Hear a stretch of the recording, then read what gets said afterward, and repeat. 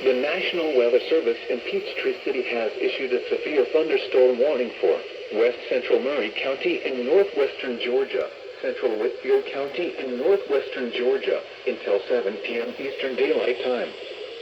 At 6:28 p.m. Eastern Daylight Time, a severe thunderstorm was located over Dalton, moving north at 5 miles per hazard, 50 miles per hour wind gusts and quarter-size hail. Source: radar indicated. Impact: hail damage to vehicles is expected. Expect wind damage to roofs, siding, and trees. Locations impacted include Dalton, Tunnel Hill, Rocky Face, Thorndale, and Tilton.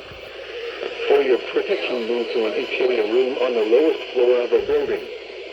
If you see wind damage, hail, or flooding, wait until the storm has passed, and then call the National Weather Service toll-free at 1-866-7-634-4664 to your report at NWX Atlanta.